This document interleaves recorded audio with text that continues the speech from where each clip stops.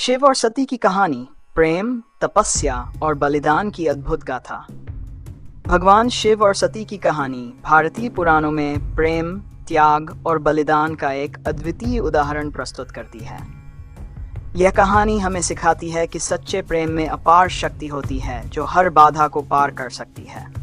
इस कहानी का मूल सार शिव और सती के अटूट प्रेम, दक्ष प्रजापति के अहंकार और भगवान शिव के तांडव में समाहित है। सती का जन्म और भगवान शिव से प्रेम। सती ब्रह्मा जी के पुत्र और प्रजापति दक्ष की पुत्री थीं। सती का जन्म एक पवित्र उद्देश्य के साथ हुआ था। बचपन से ही सती भगवान शिव की उपासना करती थीं और उनके प्रति अपार श्रद्धा रखती थीं। भगवान शिव, जो कैलाश पर्वत पर रहते थे, एक योगी, सन्यासी और तपस्वी थे। उनके लिए सांसारिक सुखों और ऐश्वर्य का कोई महत्व नहीं था। सती का मन शिव की सरलता, तपस्या और आभा की ओर आकर्षित था।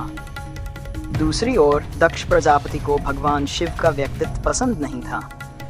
दक्ष को लगता था कि शिव जी असभ्य हैं, उनके पास धन संपत्ति नहीं है और वे साधारण वस्त्र धारण करते हैं। दक्ष अपनी पुत्री सती का विवाह किसी प्रतापी राजकुमार से करना चाहते थे, लेकिन सती का हृदय भगवान शिव के लिए धड़कता था। सती और शिव का विवाह। सती के दृढ़ निश्चय से प्रभावित होकर देवताओं ने भी शिव और सती के विवाह का समर्थन किया। अंततः ब्रह्मा जी और नारद मुनि के सुझाव पर दक्ष ने सती का विवाह भगवान शिव से कर दिया। शिव और सती का विवाह अत्यंत धूमधाम से संपन्न हुआ। कैलाश पर्वत पर सती और शिव ने प्रेम, भक्ति और तपस्या से भरा जीवन व्यतीत करना शुरू किया। दोनों का प्रेम अत्यंत गहरा और अन्य था।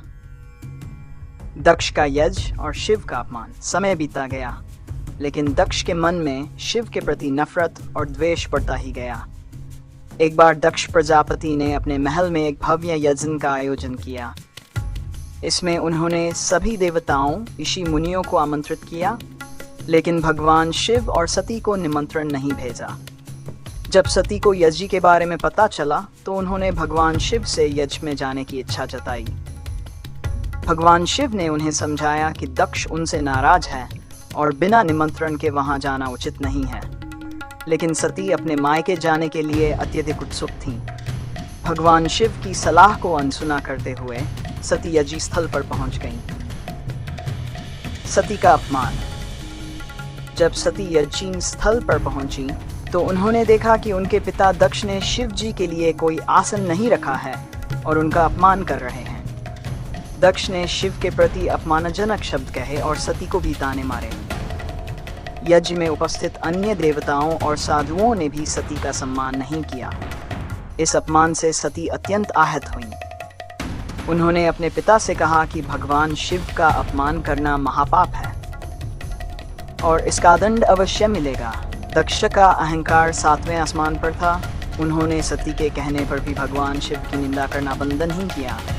ये अपमान सती सहन नहीं कर पाई और उन्होंने यज्ञ में आत्मदाह कर लिया। सती के आत्मदाह से समस्त यज्ञ स्थल में अफरा तफरी मच गई। सती की मृत्यु के समाचार ने वन शिव को घरे शोक और क्रोध से भर दिया। शिव का तांडव और वीरभद्र का प्रकोप। सती की मृत्यु से भगवान शिव का हृदय टूटे, उनके क्रोध की कोई सीमा नहीं रही। शिव ने जटाओं से एक पिंड निकाला जिसे उन्होंने वीरभद्र का नाम दिया। वीरभद्र अत्यंत शक्तिशाली और भयंकर रूप धारण कर यज्ञ स्थल पर पहुंचे और वहां विनाश मचाना शुरू कर दिया। उन्होंने दक्ष के यज्ञ को नष्ट कर दिया और दक्ष का सिर काट दिया।